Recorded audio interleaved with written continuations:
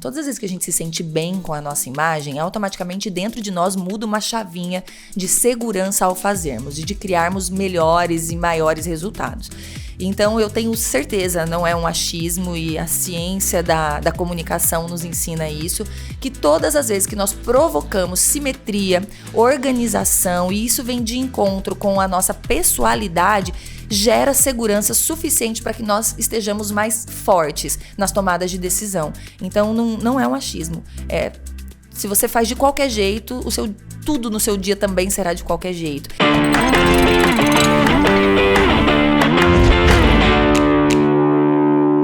Salve, salve! Esse é o nosso Pod Visão. Hoje, com uma dedicação especial, nós vamos falar muito assunto interessante para você. Eu estou aqui nos estúdios em São José do Rio Preto com a Dani Rico, ela que é publicitária, empreendedora, estrategista em marketing pessoal, mentora, palestrante, especialista em comunicação, super currículo, para que a gente possa trazer um conteúdo valioso. Você que gosta de sair da teoria para a prática, hoje papel e caneta na mão. Dani, que prazer ter você no nosso Pod Visão. O prazer é todo meu, uma honra, uma alegria contribuir, e eu tenho certeza que tudo que a gente vai falar aqui hoje não é para alguém pensar em usar em algum dia. As pessoas vão sair desse movimento, dessa escuta, e vão pro espelho, ver se estão fazendo tudo legal, super representativo e uma imagem de sucesso. Que bom! Você pode também aí curtir, compartilhar e cada vez mais utilizar desse conteúdo para que você possa influenciar e fazer o seu papel aí nas suas operações, no nosso varejo que é tão disruptivo, tão diferenciado e tão competitivo. Dani, eu vou começar aqui com um fator que é importante sobre o visagismo. Qual a importância do visagismo na imagem pessoal? A gente pode falar em duas vertentes. A vertente do autoconhecimento e o tanto que a gente valoriza a nossa imagem como uma precursora na hora de transmitir para o mundo a nossa valorização pessoal, das pessoas valorizarem quem nós somos, mas também a gente pode dizer sobre a percepção do outro. Então, vamos falar do primeiro movimento que a gente chama de Enclothed Cognition, que é a importância que cada peça do vestuário tem na adesão da nossa imagem, e o quanto que isso, quando a gente se olha no espelho e tá tudo ok, quando a gente formatou uma imagem que é interessante, é valiosa, o quanto isso nos capacita em maior segurança. Então, quando a gente tem um visagismo adequado, isso nos deixa mais seguros com a nossa imagem e que nos deixa mais seguro com as nossas ações. Só que também tem a percepção do outro, né? Bobo é quem quer acreditar que vivemos somente para nós e morre ali quase que enforcado, sufocado na síndrome da Gabriela. Eu nasci assim, vou morrer assim, você que me engula. Somos seres sociais. Exato. E dependemos da avaliação e aceitação do outro em tempo integral. De todo mundo, não se mate por isso. Mas estrategicamente sim, as pessoas nos escolhem porque visualmente nós somos pessoas que já começamos a ser interessantes. Então, são dois impactos. O quanto que isso nos traz segurança, mas também o quanto convence o outro de toda a nossa capacidade. E o pilar avaliação de capacidade começa na comunicação visual. Eu divido a comunicação em 3 tempos. Comunicação visual, comunicação verbal e a comunicação comportamental. Se nós não temos a comunicação visual como o primeiro pilar valioso, nós não temos acesso para as próximas 2. As pessoas não acreditam que haverá interessância no nosso conteúdo, não abrem as portas dos ouvidos para que nos ouçam. Então, realmente, a comunicação visual, da qual o visagismo faz parte, ela é a nossa comunicação de atração e de abertura de oportunidades. E aí você estava falando nos bastidores o quanto o nosso aprendizado é para que a gente possa fazer uma leitura da esquerda para a direita, e quando a gente entra para essa comunicação visual, a leitura é totalmente outra, né, Dani? Comunicação é linguagem, então a comunicação não existe só no nosso idioma, e popularmente dizendo, não só na nossa língua. E o que acontece é que quando a gente aprende a língua portuguesa, por exemplo, nós somos ensinados a fazer leituras que a leitura inicia da esquerda para a direita e na horizontal. Quando a gente vem para esse movimento social da comunicação, essa comunicação contemporânea que nos coloca muito dentro de telas, é um story, é um reels, é uma reunião online, é um treinamento online, nós temos muito menos de nós para entregar nessa comunicação. Essa leitura de comunicação visual, ela é feita na vertical e de cima para baixo. Ou seja, o primeiro impacto de comunicação visual que vai abrir portas para que você seja confiável ou não, aceito ou não, para que você seja visto com intelectualidade ou não, beleza ou não, é o rosto, porque ela é feita de cima para baixo. E dentro da comunicação contemporânea, isso tem cada vez mais peso, porque entregamos muito em uma parte pequena de comunicador visual pessoal. Então, mais do que nunca, os olhos, o centro do rosto faz total diferença na avaliação do outro. Ótimo conteúdo para nós. Dani, fala um pouco para nós quais são os principais erros que as pessoas cometem ao escolher. Vamos voltar um pouquinho pro óculos agora. Vamos. Ou os estilos que não combinam com o seu rosto. Porque quando a gente se fala em visagismo, nós temos processos a serem utilizados para que a gente possa fazer uma análise facial. Seria isso? O visagismo, ele é matemático. Então, nós olhamos e procuramos métricas. Dividimos o rosto em 3 partes. Temos a parte superior, a parte média, a parte inferior. E cada parte do nosso rosto emite uma nota sobre nós com mais influência.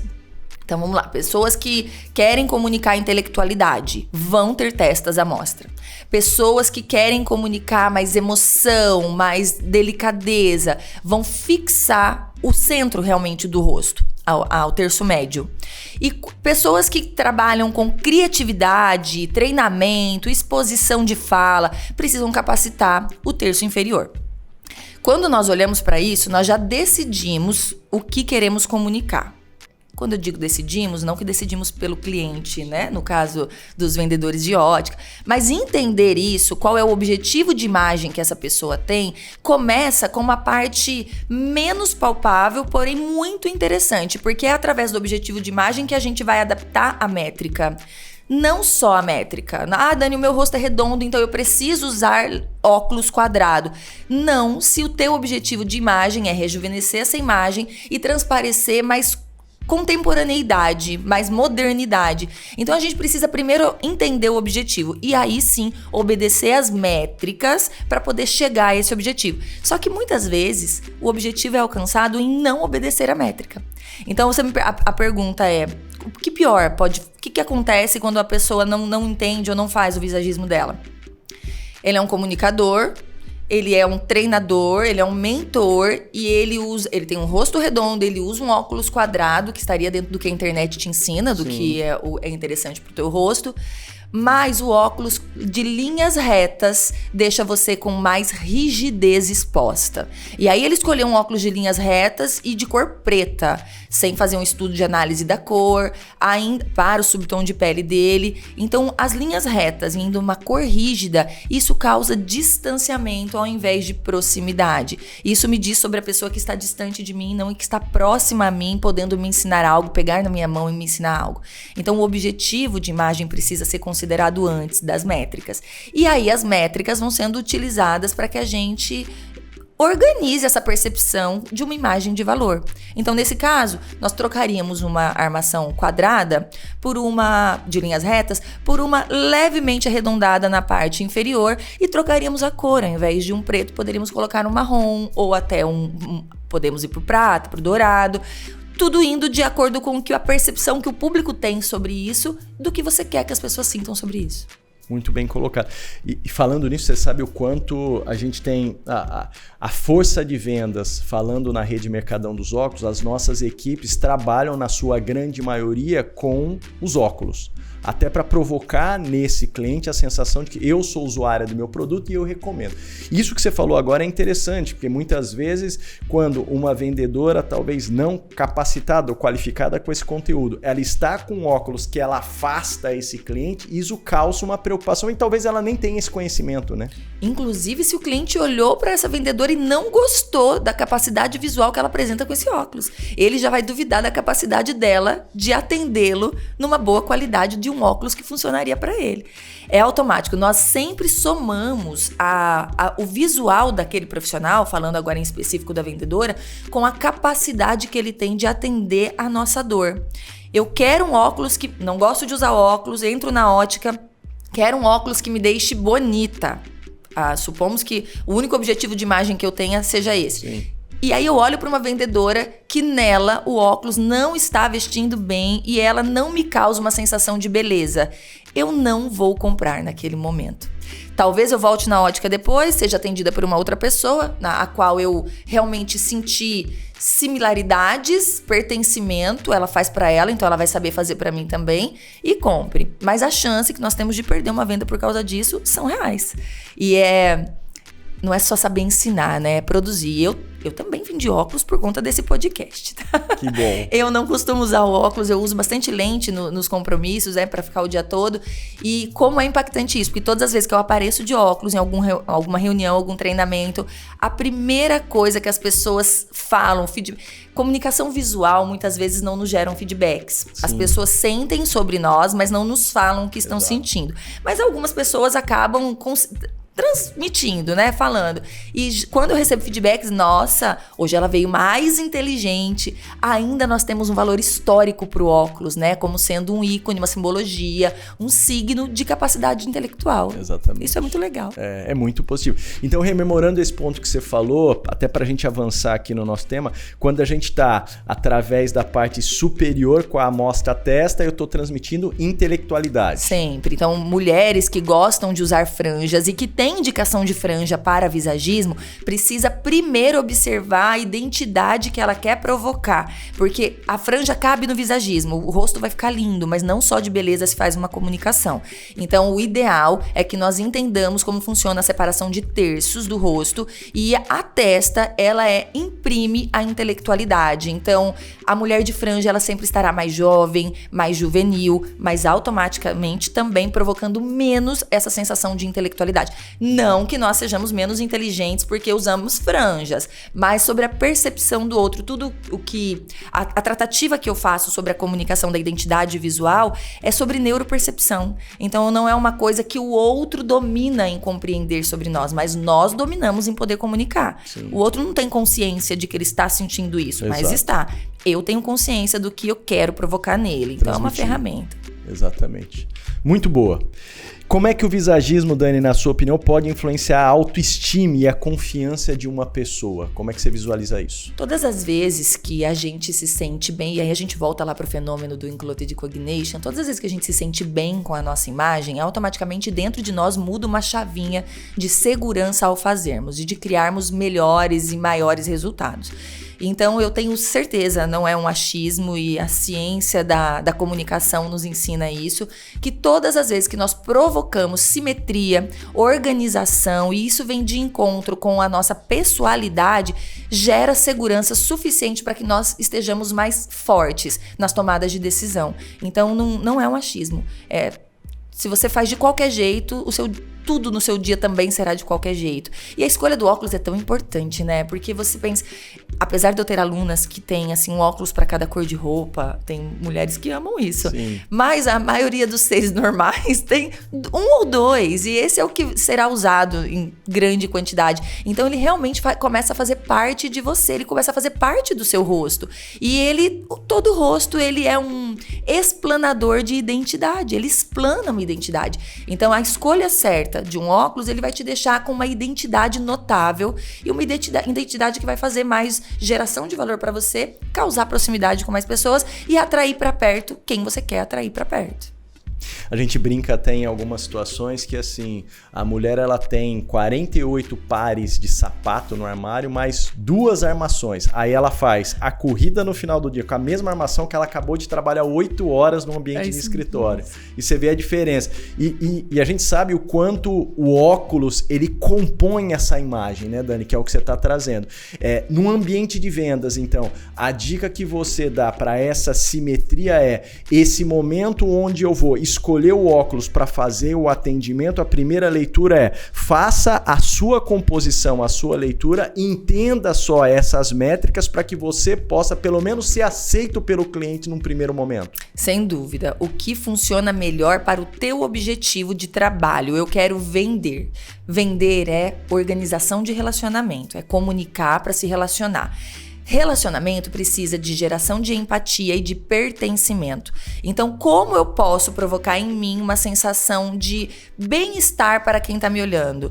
Se a vendedora é uma vendedora muito... ou vendedor, né? Muito criativo e ela tem muitas expressões e ela costuma falar mais alto, e ela tem movimentos bruscos, rápidos. Ela é aquela que consegue servir o café enquanto tá mostrando a tecnologia de uma lente, enquanto tá falando da Virgínia na CPI. Se ela tem toda essa agilidade, um óculos que provoque também esse movimento muito criativo, com algumas simbólicas mais gritantes, como cor, de repente o tamanho, a largura de uma haste.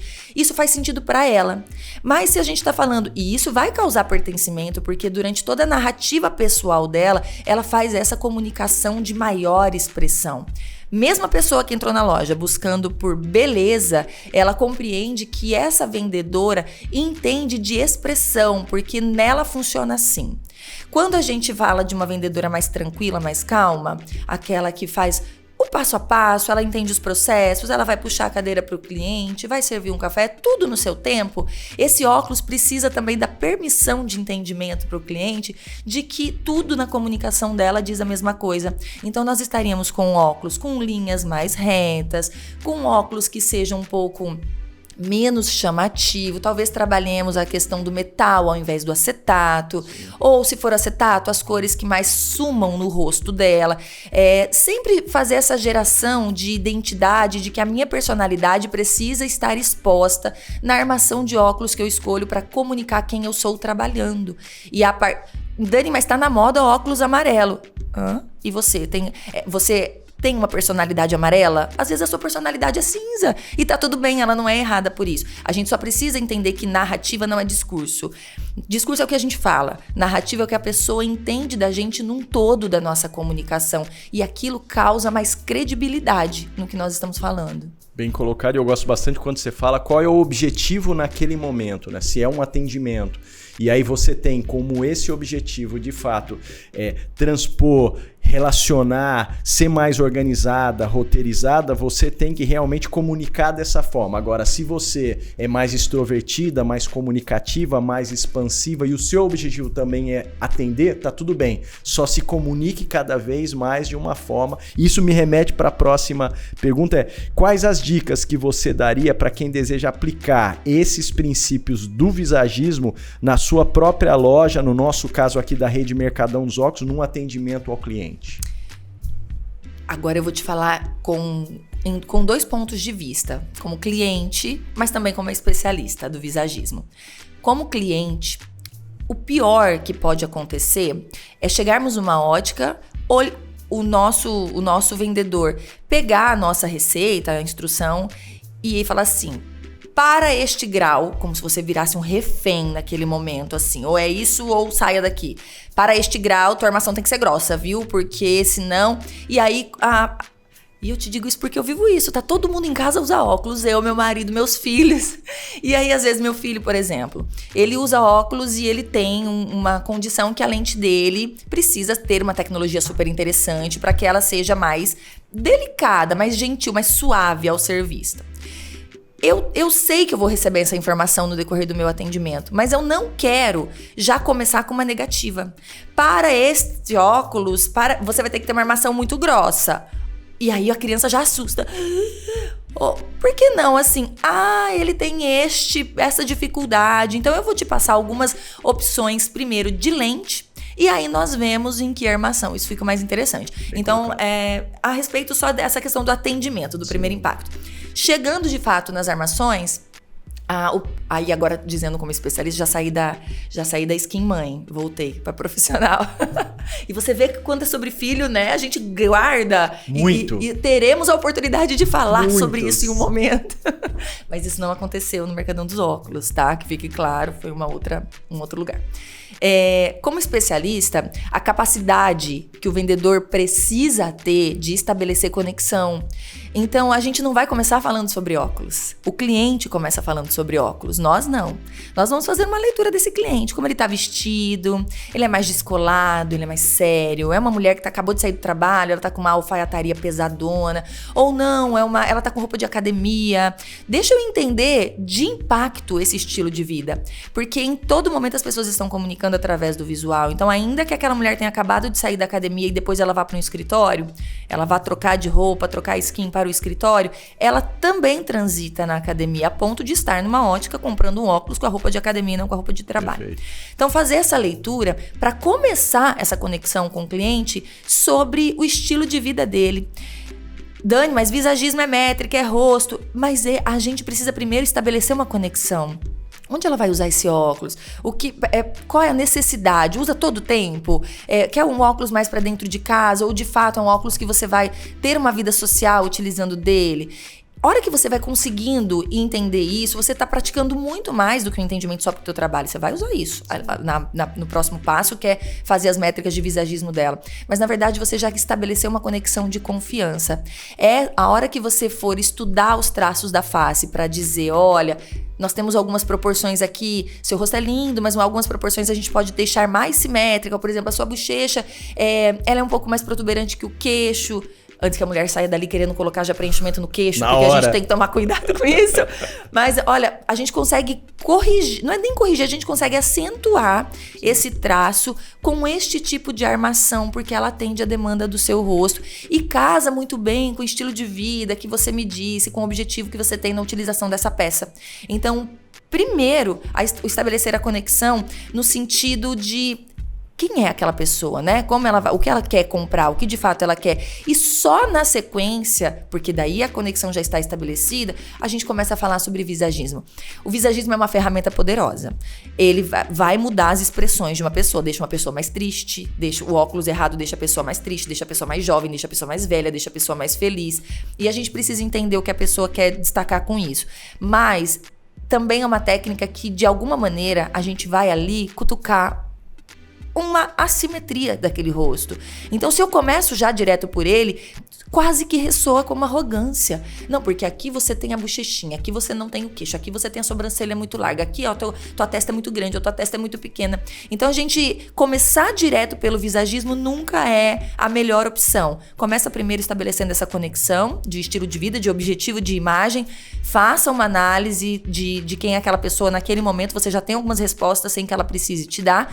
E aí, na sequência, a gente consegue fazer a indicação sem apreciar o erro, só ressaltando o que vai ser uma melhora. E você sabe que no Mercadão dos Óculos nós adotamos uma metodologia na qual a gente tem o autosserviço assistido, onde o cliente ele toca a peça antes até da vendedora, do vendedor. E por ter essa liberdade e ele tocar algumas peças, ele dá algumas inferências, porque ele vai buscar estilos que ele interpreta. E aí entra o papel da vendedora, que é uma consultora, que vai estabelecer, como você falou, primeiro uma conexão e depois ela vai entrar para o lado mercantilista para começar a acomodar essas informações. Você gosta desse conceito? Como é que você vê isso? Gosto muito. É a liberdade. Ele tá te dando uma resposta sem precisar de uma pergunta. E isso é muito bom. Isso é neurociência, neuromarketing purinho. Então, do mesmo jeito que ao ser olhado, ele já te deu uma resposta sem que ele precisasse dizer nada, porque ele já conduz nele uma mensagem visual, quando ele toca as armações, ele também está dizendo qual é onde está o olhar dele, ele está te dando uma resposta. E aí você pode, com essa informação, fazer duas análises. Você olhou pro rosto dele, você já viu que aquele rosto era um rosto tão quadrado, e aí aquela armação que ele tá pegando não é o mais indicado, mas talvez só não seja o mais indicado para a métrica, mas tem tudo a ver com a pessoalidade dele. Então, de novo, ouvir e começar por esse processo que não seja só a métrica do visagismo, vai ajudar. Inclusive para ele entender por que ele gosta daquilo. Sim. Então, de repente, o estilo de vida dele leva ele a colocar a mão naquele tipo de armação, porque, de fato, o estilo de vida dele é mais fechadinho, sentadinho do lado, ele dirige muito, então ele tem algumas condições que fazem ele gostar daquele tipo de armação. E aí, o estudo do visagismo sendo indicado pela consultora da loja vai fazer todo sentido para ele entender por que ele gosta daquilo e como adaptar aquilo ainda com um visagismo mais coerente. E ele vai sair da ótica não só com óculos, ele vai sair da ótica com uma aula e que vai elevar a autoestima dele. Tá todo mundo querendo se sentir melhor todos os dias. Então a gente vai ter colocado uma estrelinha no céu nesse momento, né? Isso é muito bom. Dani, como é que você vê o futuro do visagismo nessa indústria da moda e da beleza? Como é que você está visualizando essas tendências? A gente está vivendo cada vez mais um mundo muito mais líquido, mais fluido. E como é que você vê a tendência desse visagismo dentro dessa indústria, as tendências futuras? Eu acho que a internet nos coloca muito dentro dessa resposta, né? Eu não conseguiria olhar o visagismo, as lojas físicas, a necessidade de uma receita médica e falar só sobre isso em relação a visagismo e a óculos. A comunicação está fluida. E aí tudo acontece muito rápido. Então a gente vive a era das tendências. Então hoje nós estamos na tendência do óculos oval e mais alongado, lateralizado. Ontem nós estávamos na tendência de um óculos quadrado de armação preta e lente amarela. Anteontem na tendência do gatinho. Então é tudo muito próximo mesmo, né? Eu acredito que o visagismo cada vez mais vai se tornar uma arma positiva na mão do detentor dessa informação, porque isso tem se diluído. As pessoas estão fazendo o que a moda pede e estão felizes com isso, mas também perdem identidade no meio disso. O visagista, ele acaba dando a oportunidade desse autoconhecimento, do que é uma expressão de identidade e o que é bom para a minha face, trabalhar o exclusivo, trabalhar o individual. Por outro lado, a tendência de cores é o que eu acredito que mais nos distanciam do visagismo raiz. Porque a gente tem... A cor é um comunicador. A psicologia da cor já nos informa isso. A cor é um comunicador muito forte. Ela comunica antes de qualquer outra simbólica. Antes do modelo do óculos, a gente está olhando a cor do óculos. E no movimento de moda, a cor ainda tem mais impacto do que o modelo. Então ali eu acho que nós visagistas temos mais dificuldades, né, em dizer para uma pessoa, olha, o amarelo ficou... te matou, né? A gente ainda vai ter essa dificuldade de dizer, não ficou tão bom assim como você está imaginando. Porque as mídias sociais, as mídias acabam, a gente chama isso de simetria popular. O que está em alta, tem um movimento de comunicação que está gritando, faz com que a gente sem querer só sussurre. Os especialistas acabam só sussurrando, mesmo tendo toda a técnica nas mãos para poder ajudar. Então eu não acredito que isso vai nos desmerecer. É o oposto. Eu acho que as pessoas que buscam cada vez mais exclusividade, não serem mais dos mesmos, serem diferentes, terem a capacidade de comunicar a sua individualidade, para essas pessoas, o especialista visagista, ele é necessário. Para o que é da moda, para o que não liga para questões de simetria, para o que não liga para as questões de exclusividade, ele quer fazer o que a maioria faz, isso é cíclico, já isso vai acabar. E quando a gente fala de profissionais na utilização de óculos, né, e a comunicação de profissionais que utilizam óculos, a gente tem que entender que existem duas categorias desses profissionais comunicando também na rede social. O profissional blogueiro, que é aquele que vai falar sobre generalista, sobre muitos assuntos e vai querer influenciar pessoas ao conceito dele de vida. E o profissional especialista. O profissional especialista, ele nunca quer a simetria popular. O profissional especialista que está na simetria popular, ele está deixando de ganhar dinheiro. Vou te dar um exemplo. Ele é um psiquiatra que entende muito do trabalho dele, com muita expertise, mas ele é aquele que no estilo de vida, ele se mostra sempre dentro de alguma coisa da moda, algum movimento da moda. Automaticamente, na neuropercepção do público, este psiquiatra não é tão influente intelectualmente assim, porque ele é uma pessoa capaz de ser direcionada pela moda, que nunca, infelizmente ou felizmente, é conectada a questões de intelectualidade. Moda é só o externo, a questão de intelectualidade é o interno. Então, eu vejo que a capacidade da expressão do visagismo, ela está para o especialista, o que ela não está para o modista, por exemplo. Mas eu acho que aqui nós temos um nicho muito grande para trabalhar. Pessoas que querem trabalhar sua exclusividade, suas expressões e os seus fatores de diferenciação. E não são blogueiros, são profissionais especialistas querendo se divulgar. Bem colocado. Ótimo conteúdo para nós, para que a gente possa realmente se abastecer de dados e informações que vão levar para uma melhora tanto no atendimento quanto no dia a dia. Quais são os principais elementos, Dani, que um visagista analisa em um cliente para criar uma imagem personalizada? Primeiro, os terços da face. Então, a nossa métrica vai ser sempre dividida entre terço superior, terço médio e terço inferior. Algumas pessoas têm a parte de baixo do nariz, que é o terço inferior, muito alongadas. Então, automaticamente, esse óculos também terá que alongar para ficar mais proporcional. A testa, quando eu quero expressão de intelectualidade, então eu nunca vou buscar um óculos que suba, eu preciso deixar a testa mais livre. O terço médio, que é a expressão dos olhos, né? E, de fato, os olhos são o espelho da alma. Poético isso e real. Os olhos são o espelho da alma. Então, como que eu produzo? Quando eu quero maiores... O meu cliente, ele tem o olho bem pequenininho. Então, eu preciso de uma armação que eu consiga, de alguma maneira, aumentar essa capacidade visual da outra pessoa, o observando, né? Observando os olhos dele. Então, a gente vai calcular os terços da face. Isso já nos vai direcionar sobre tamanho de armação e formato de armação. O formato, né? A morfologia da face, que... Os visagistas, a população no geral costuma dividir a face em 4 ou 5 formatos. Na verdade, para o visagismo, nós temos de 9 a 12, a depender de alguns estudiosos e especialistas. Eu trabalho com 9 formatos de rosto. E esses formatos, eles nos garantem também algumas coisas sobre tamanho de haste, sobre onde o óculos deve terminar ou não. Então, a morfologia, ela impacta diretamente. E também cor de cabelo, cor de pele, fazer uma análise do subtom da pele, se é um subtom quente ou frio, se nós temos um contraste, diferenciação de pele com o cabelo, médio, alto ou baixo, e isso vai implicar diretamente na cor da sua armação. Volto a dizer, se eu quero só beleza, então nós vamos respeitar este contraste. Você tem um subtom frio e o seu está muito bem. Eu não poderia, né? Nem que eu quisesse colocar defeitos. Mas está muito bom, porque você tem um contraste alto, um subtom frio, e você carrega uma embalagem, que eu sempre costumo chamar a nossa imagem de embalagem. Mas você carrega na sua embalagem, então, uma simbólica de tom frio, neutro, mas ele é o gelo, que ele tende ao cinza, que ele tende a ser uma cor fria. Então, isso te implica em questão de simetria. Está simétrico, está bonito. Além de simétrico, está bonito.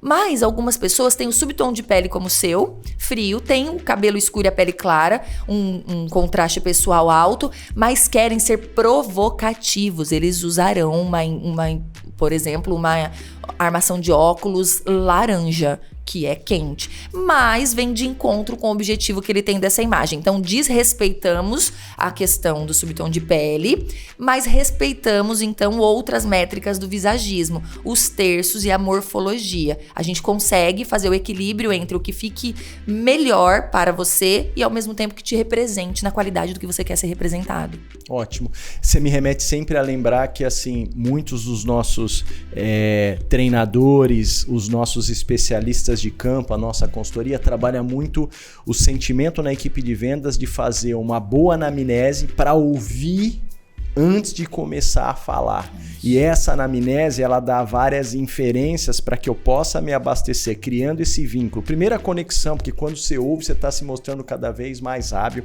e entender o que é aquela pessoa. Mas a anamnese, ela traz o sentido de entender qual que é o objetivo daquela cliente, qual é o objetivo daquela pessoa quando ela entrou dentro do estabelecimento comercial para comprar um óculos. Seria isso?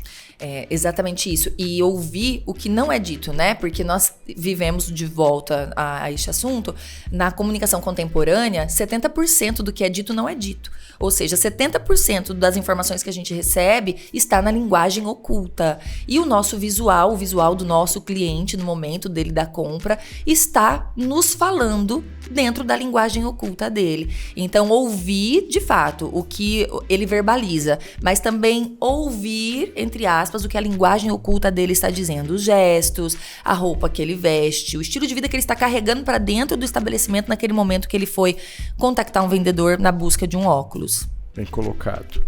Dani, já aconteceu de você fazer uma consultoria de imagem pessoal e acontecer do cliente ter expectativas diferentes ou resistentes dessas suas colocações? Muito. Acontece muito, principalmente com homens, porque a gente fala muito sobre a síndrome de Gabriela, e eu até falei numa entrevista que eu fiz esses dias, que deveria se chamar síndrome de Gabriel. A gente deveria trocar isso, porque o homem, ele tem muita dificuldade, é mais rígido, né? Sempre usei assim. Tá, realmente, tá desde os 8 anos de idade, quando descobriu que usa óculos, usando o mesmo formato de óculos, quadradinho. Você pegar as fotos lá de 1930, é a mesma armação de hoje. E então os homens acabam sendo mais resistentes nessa questão. As mulheres não, as mulheres de fato encaram. Quando você consegue dizer pra mulher que o signo que é o óculos na comunicação dela como um todo, elas encaram isso como um super acessório. Um acessório que vai fazer mais conexão, vai gerar mais beleza, vai fazer ela ser mais expressiva, vai tratar a individualidade dela. Nós, dentro do método ímpar, que é o meu método de trabalho, utilizamos inclusive o óculos como um ícone para assinatura de imagem. Então, às vezes, a gente quer firmar a identidade daquele profissional em alguma coisa. Então, vamos no óculos? Então, às vezes é modelo, às vezes é cor, às vezes é justamente a total variação na semana do uso, cada dia um. Então, a gente faz aquilo uma assinatura de imagem daquele cliente. Mas os homens costumam ter um pouco mais de desafeto na hora dessa entrega. O que eu acredito ser muito interessante. Primeiro, nós temos que entender o objetivo e por isso perguntar, né? Fazer com que ele fale. Porque muitas vezes nem ele entende que o óculos tem por objetivo mais do que só estar aqui para segurar a lente que eu consiga enxergar. Visual, né? Exato. Então é interessante que a gente entenda o objetivo. E ele vai dizer, olha, eu sou um advogado, eu lido com, sei lá, criminalista, eu não quero ter uma imagem descolada, por isso que eu uso esse meu óculos aqui retangular e ele vai ser assim pra sempre. Nesse momento, você já começa a ter a oportunidade de dizer pra ele quais outros tipos de armação funcionariam e, para o homem, a questão do visagismo como estudo, de fato, apresentar isso como uma linha que quase científica, porque existe um estudo que nasceu aqui, que o especialista é esse, e isso vai causando nele essa sensação de tá, então só por isso, senão eu não faria. Mulheres não, eu não tenho nenhum caso das centenas de pessoas, eu tô aqui tentando puxar em memória, nenhum caso de centenas de pessoas que eu já tenha atendido que uma mulher tenha dito, não quero. Às vezes, a questão do tom quente, tom frio para óculos de sol, né? Então, o subtom dela é quente, ela fica muito melhor com óculos de sol marrom, mas ela acha mais chique o óculos preto. Aí tá tudo bem, aí a gente calcula outras coisas do visagismo, a gente vai ver o modelo, a gente vai ver o tamanho, né? De acordo com a morfologia de face dela, e ela fica lá, defende a cor dela e é o óculos de sol, usa muito de vez em quando e tá tudo certo. Mas os homens são mais sistemáticos para isso. Você sabe que a gente tem uma barreira muitas vezes, você falou no solar agora, que muitas pessoas escolhem, e aí eu vou pro público feminino, aquele aro que ele supera a sobrancelha. Tem alguma relação? A relação é não esconder totalmente a sobrancelha, mas o que acontece? A moda nos diz o diferente. E aí, por conta de estar na simetria popular, quando a gente atende uma demanda especial nossa, parece que a gente tá fora totalmente do contexto. E aí a gente tem medo do julgamento. E aí a gente acha que vai estar errado. Ou ainda não é o julgamento, às vezes, porque a gente tá vendo todo mundo fazer, a gente quer fazer também. Sim. Mas como métrica, o ideal é não esconder totalmente a sobrancelha, mas também não deixá-la totalmente exposta. Para o óculos de sol. Dani, mas e esses formatos que são grandões? Volto a dizer, simetria popular, tá em alta, as pessoas estão usando. E como também usam as máscaras, né? Não quero nem comentar sobre elas, senão a gente vai sofrer hates e eu não quero. Mas é muito essa coisa. A Miu Miu lançou... é um movimento também que quando as grifes começam lá no topo de pirâmide de moda dizer que aquilo é aceitável para a classe A, para a blogueira que está viajando. Quando as grifes começam a colocar isso nos festivais de moda, nos desfiles, né? No Paris Fashion Week, no Milão Fashion Week, automaticamente isso vai demorar um pouquinho para chegar na base da pirâmide, que é a população no geral, mas vai chegar. Então, e para isso não se analisa nada sobre biotipo, porque quando as grifes, sobre visagismo, porque quando as grifes lançam isso, elas lançam sobre sistemática de venda da grife, sobre posicionamento de marca da grife. E aí, para posicionar a grife, nós viramos garotos propagandas. Exato. E nós utilizamos assim. É uma jogada de marketing deles que funciona muito bem no universo da moda, que funciona muito bem para quem quer comunicar moda, mas que não funciona muito bem para quem quer comunicar a sua especialidade. Ao invés de fazer propaganda da jogada de marketing da grife, quem quer fazer a propaganda das suas próprias jogadas de marketing, então estar nessa simetria popular não é o mais interessante.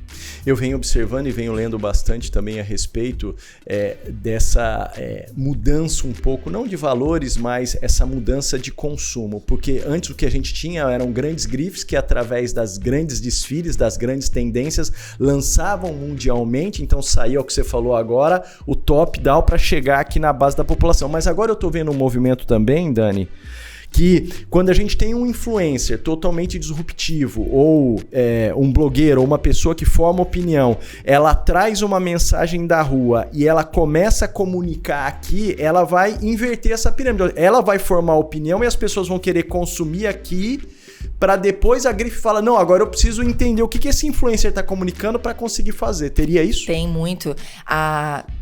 Especificamente falando do Brasil, a nossa maior classe social, ela é dividindo por letras, porque é horrível ainda essa diferenciação, mas é assim que a literatura trabalha. É de C para baixo. Então a gente tem a grande massa consumidora do nosso país, não é um público de poder aquisitivo alto, a grande massa. E o que acontece? O nível de comunicação hoje a ser entregue está sempre embasado na influência de alguém.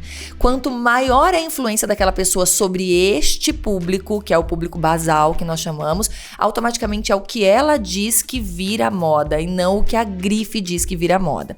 Só que ainda temos também influenciadores que estão no nível da grife, que seguem influenciando a população que, ainda que não tenha poder aquisitivo de comprar aquele, vai procurar por um falso daquilo. E a gente tem um mercado negro muito forte e horrível acontecendo nesse momento, onde as pessoas estão buscando a falta de originalidade. Mas isso não é só na grife. As pessoas estão buscando falta de originalidade o tempo todo nas tuas expressões. Então a gente tem visto cada vez menos pessoas pensando em si no sentido de expressar o que elas são e querendo cada vez mais serem parecidas com o que algum influenciador está fazendo com que elas queiram parecer. Então nós temos, claro, esse movimento de que o que é popular reverbera muito mais, porque nós temos, se o influenciador é popular, se o assunto é popular, se o preço é popular, atende muito mais a demanda que é muito gigante no nosso país, que é a população popular. Só que, por outro lado, essa população também busca pelos falsificados. Então a gente tem aí um trâmite de informação correndo. As grandes grifes procurando o que está no street, o que está todo mundo fazendo, mas a gente também tem o que já está no street, muito se embasando no que as grandes grifes fazem, porém de uma questão de poder aquisitivo muito mais facilitado para poder atingir a grande massa. Mas você tocou num ponto importante, que é a crise de autenticidade, né? As pessoas deixam realmente de serem autênticas para que elas possam copiar o que ela está vendo na rede social. Quais são as tuas leituras sobre isso e onde que a gente consegue ter ali parâmetros para falar, não é tanto ao céu nem tanto à terra? Primeiro, entender que a gente não quer fazer o que o outro faz, a gente quer observar e precisa, somos seres sociais, nós vamos observar o que está acontecendo e fazer uma análise de verdade, se isso cabe na tua narrativa de vida. E aí eu não tô falando nem só na profissional. Então, porque tá todo mundo usando a marquinha, vou sair do óculos um pouco, tá? Tá todo mundo usando a marquinha de biquíni aparente, porque no verão está todo mundo usando. Na tua narrativa pessoal, isso cabe? Para o teu movimento maternal, para o teu movimento profissional, para o teu movimento de influência no nicho onde você atua, porque todo mundo influencia. Isso é uma mensagem visual interessante de ser dita. Então, eu acredito que por sermos seres sociais, o tempo todo a gente está se comparando e nós vamos pegar alguns atributos de moda e vamos trazermos para nós mesmos. Até porque a gente não quer também sair de casa para trabalhar, parecer que a gente estava congelado, congelaram a gente em 1830 e aí agora me descongelei e tô saindo, as pessoas vão até assustar com o que estão vendo na rua. Mas nunca perder os fatores de autenticidade. E o que é fator de autenticidade? Você tem uma leitura sobre você. Você também sabe o que você tem de mais interessante que você quer que as pessoas percebam sobre você. Então não se distraia disso, nem pela moda, nem pela influência do grandão, nem por nada, não se distraia. Se você não quer que as pessoas te achem infantilizado, não vá usar o Labubu da Virgínia pendurado na bolsa. Se você não... Dani, mas eu sou uma advogada, eu já tenho a minha formatação de pessoalidade bem vista. não existe uma formatação plena e absoluta, existe ciclicidade. Se você, para ter uma marca pessoal bem vista, um posicionamento bem visto, isso é contínuo. Então, em dado momento, se você vira uma usuária gritante da moda, do que aquilo que todo mundo está fazendo, você vai perder a sua autenticidade. E quando você perde a autenticidade, você perde marca pessoal. Quando você perde marca pessoal, você perde valor no teu mercado de atuação. E é triste, porque as pessoas se confundem muito com isso. Você tocou num assunto importante que é o método ímpar que você construiu e essa sua capacidade muito inteligente de apresentar-nos realmente esses diferenciais na construção da marca pessoal, na construção e na leitura do visagismo. Explica um pouquinho o que seria esse método ímpar. O método ímpar nasceu no corporativo. E eu, sócia do meu marido, em 4 escolas, com 300 colaboradores. O meu trabalho, a princípio, era cuidar da parte pedagógica e da parte financeira. E eu me via em tempo integral dando treinamento para as equipes, para manutenção de cultura, para que nós temos ainda uma cultura muito forte, que é os nossos líderes nascem de dentro da própria operação. Então, quando nós queremos que quando a gente busca um gerente de vendas, eu primeiro vou olhar para dentro da minha equipe de vendas.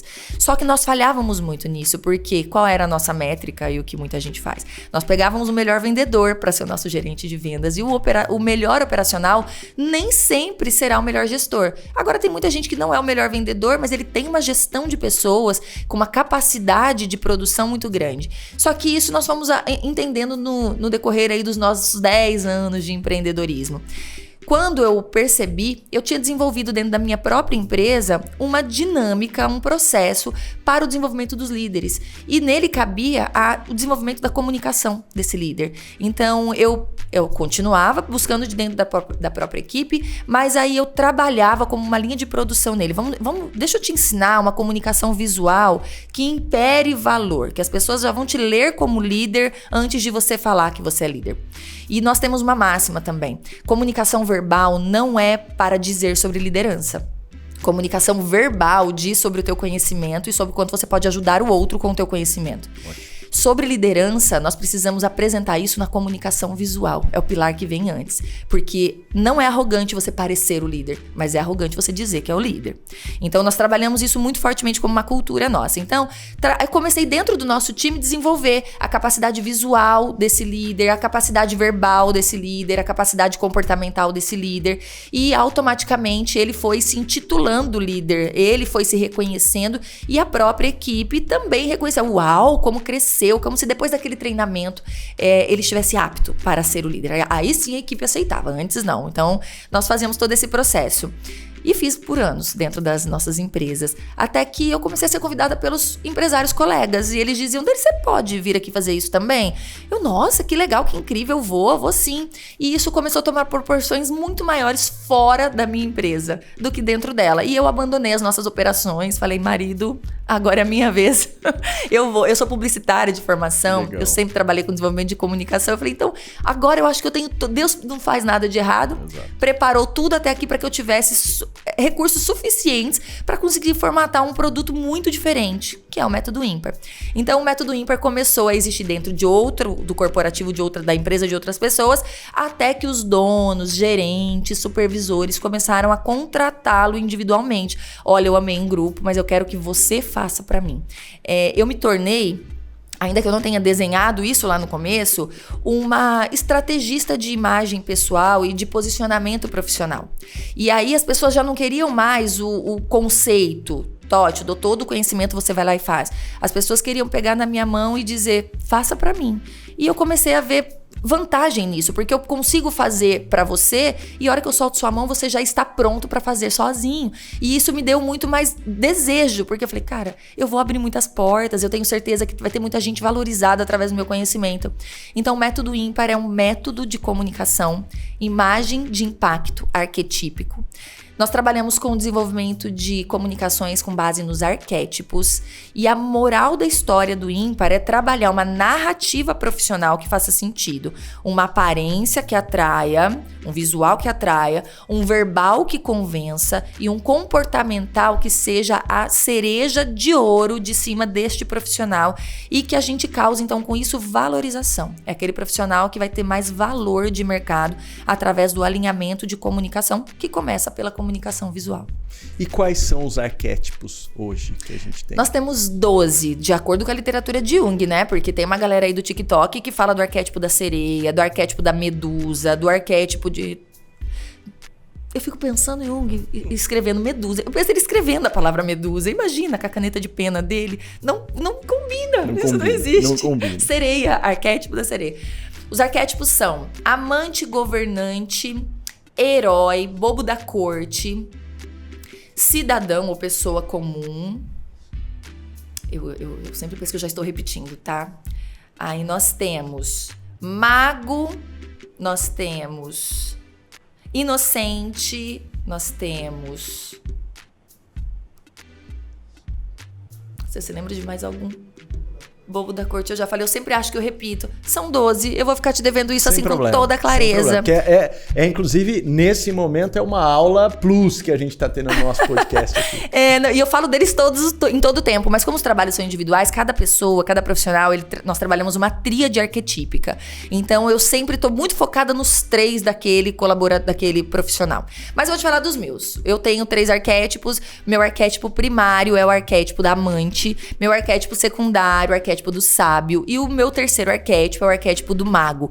Eu uso apenas os 2 primeiros na minha comunicação, na expressão da minha comunicação. Então a minha comunicação é sempre conectada à organização, profundidade, olhar para dentro, autoconhecimento, beleza, mas tudo com base científica e sabedoria. Então sempre com as citações.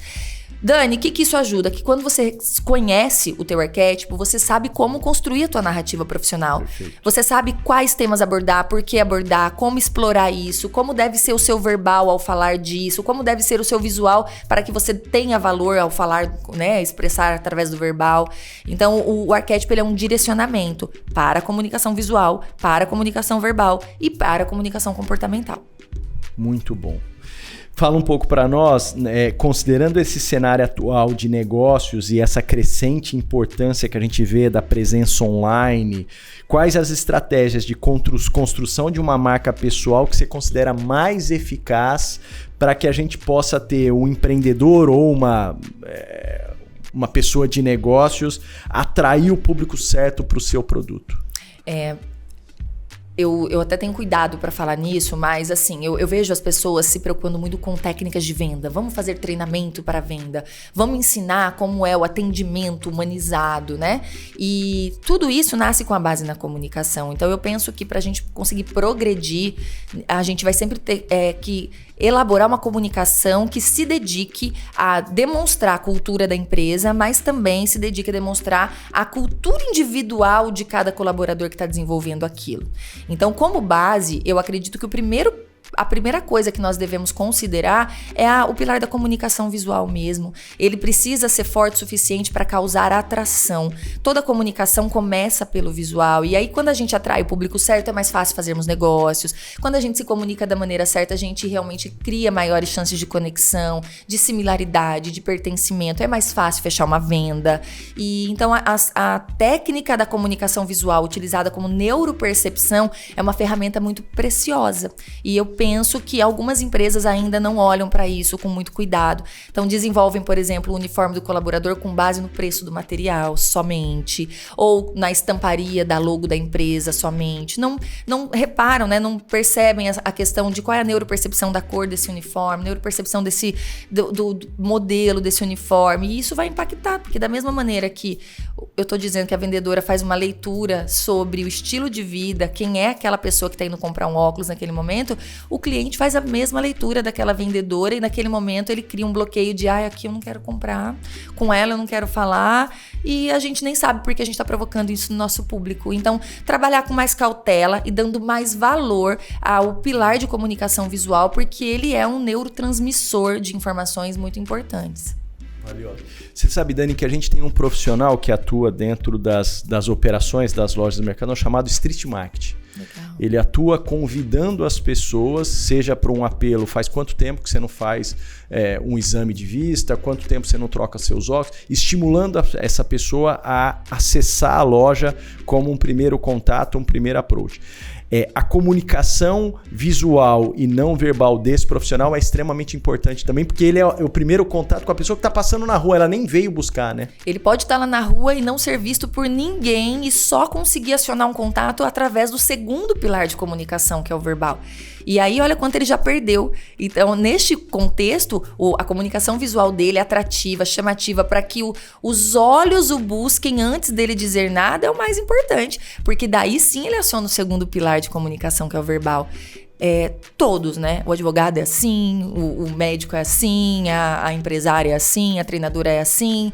Mas para esse profissional que a abordagem é dele, a pessoa tá ali, ela não quer nada com ele. Se ele consegue provocar uma neuropercepção, tipo, meus olhos não conseguem desgrudar dele, eu tô andando na rua, eu quero saber o que tá acontecendo aqui, o meu cérebro fica curioso.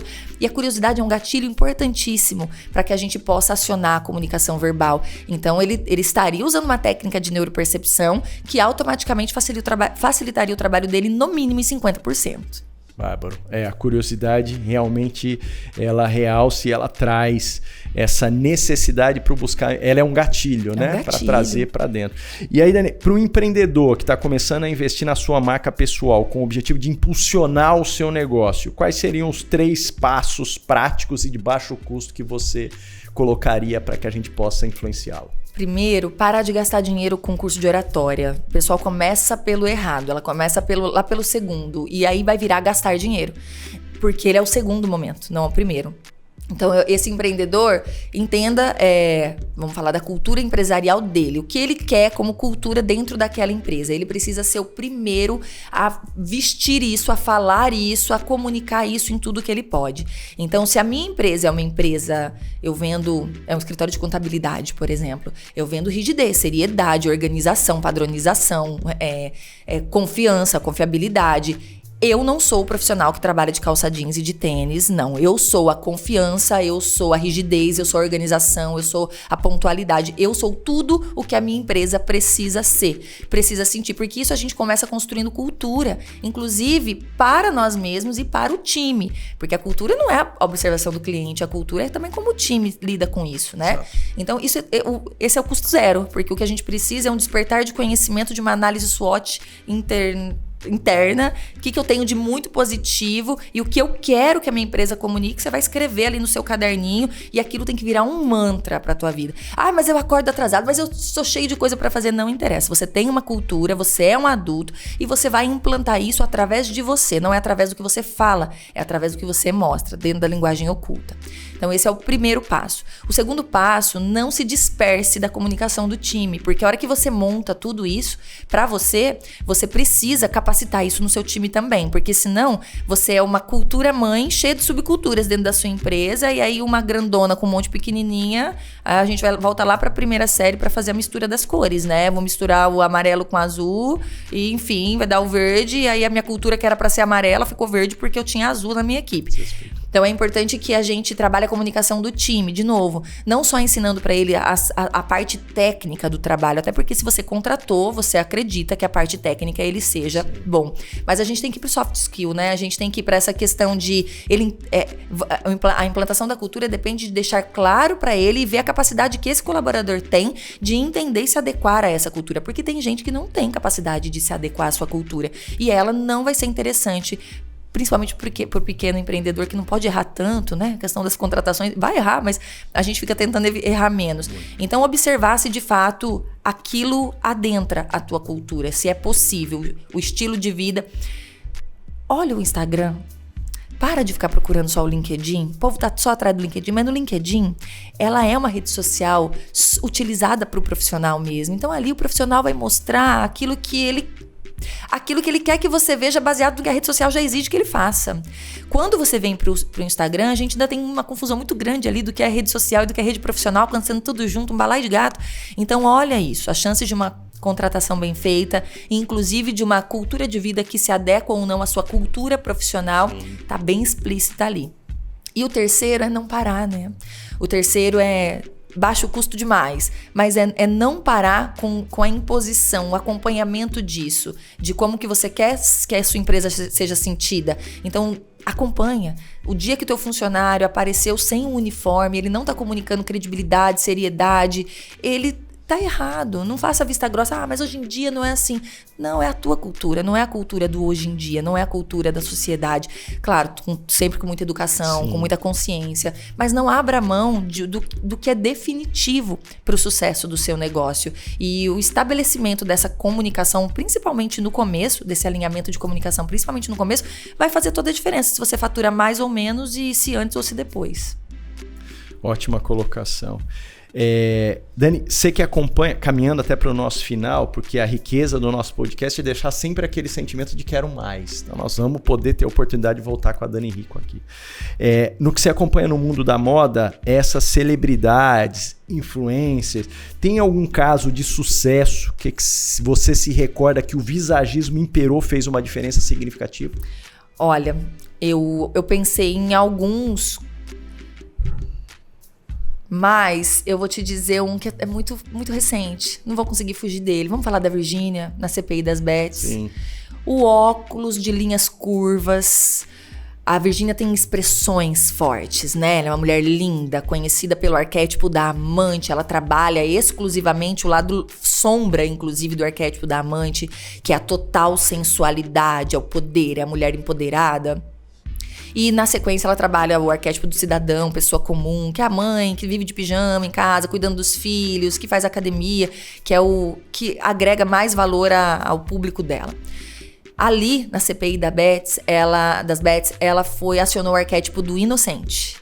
E não só por provocação de inocência, mas o arquétipo do inocente, ele tem essa coisa jovial, pura, eu não sei, eu sou voada, ai, minha cabeça não está nesse assunto, eu tenho outras coisas, eu sou romântica, chega a sugerir uma certa infantilidade. Então ali o visagismo fez toda a diferença. O formato do óculos, ainda que seja um óculos da moda, né? Nós estamos falando de um movimento de moda, mas nós temos óculos que estão na moda, que são quadrados também. Ela poderia ter ido depor de óculos de sol, se ela quisesse. Seria super, né, super fashionista, como é ela dentro do arquétipo fundamental dela, que é o do amante. Mas ela escolheu um óculos que a infantilizou. Ela escolheu a forma que ela utilizou o cabelo, isso a gente adapta também dentro do visagismo. Um cabelo dividido ao meio, né, querendo provocar a sensação de organização, ao mesmo tempo que o óculos trazia a fragilidade, a delicadeza, o cabelo trazia a pessoa comum, aquele cabelo dividido ao meio, que não importa com os recursos da beleza, o moletom, né? Ela utilizou o alto contraste, Virgínia tem baixo contraste, pele e cabelo quase que se confundem, né? Mas ela quis chamar a atenção para toda a provocação delicada que ela levou para aquele dia. Ela levou um moletom de cor escura. E aí, com o rosto da filha como objetivo de imagem, não só do visagismo, né, como toda a questão da imagem dela, dizendo totalmente o oposto de quem ela é para vender os produtos dela, fazer as apresentações que ela faz.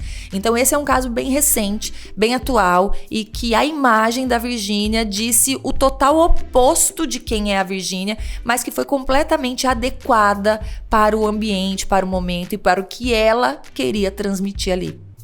Bem colocado. E Dani, quando você fala, e é um ponto, onde que as pessoas buscam por mais esse valioso conhecimento sobre visagismo? O que você recomenda para as nossas profissionais que estão nos escutando?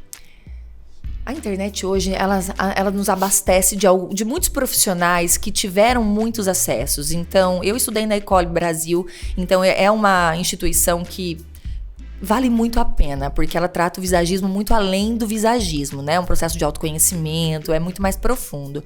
Mas eu sugiro que essas profissionais estejam mesmo acompanhando ou os conteúdos de escolas de visagismo, mesmo que trabalhem a questão da imagem e estilo voltada para visagismo como uma ferramenta profissional, ou acompanhem profissionais como eu, que estudamos e temos essa capacitação para envolver o visagismo em outros assuntos também. Nós estamos falando aqui de muita marca pessoal. E olha que legal, né? Se o teu cliente entende que o visagismo não é só para deixar ele mais bonito, é uma representação, é uma capacidade, faz nele mais valor profissional, faz ele poder cobrar mais pelos serviços dele, faz ele ter uma presença de mercado mais sólida. Sim. Se a gente consegue sempre atribuir valor ao visagismo com outras questões sociais que são muito importantes, a gente acaba fazendo do assunto mais interessante. E enquanto empresa, né, o nosso olhar para ele também causa mais interessância para o cliente. Dani, para que a gente possa finalizar agradecendo mais uma vez esse valioso conteúdo, onde que as pessoas te encontram, como é que a gente consegue contratar os serviços da Dani Rico? Concentrei tudo no Instagram, que é essa grande vitrine, e lá vocês me encontram com @DaniRico, Rico com 2 Cs, e eu vou ficar muito feliz em tê-los por perto. Eu amo interagir e a sensação de servir ali no Instagram é muito boa, porque o feedback é imediato, então convido para que vocês estejam comigo no Instagram, @DaniRico. @DaniRico, e você que curtiu o nosso Podvisão, feito para você, esse nosso conteúdo quinzenal, fica à disposição. Mais uma vez, curta, compartilhe e comente. A gente sempre traz conteúdo valioso, rico, cheio de informação valiosa para o seu dia a dia. A gente agradece muito mais uma vez a vossa participação nesse nosso podcast e espera que você possa obter de todo esse grande e valioso conteúdo muito mais crescimento pessoal, profissional. Muito obrigado, sucesso a todos e boas vendas. Amém, assim seja.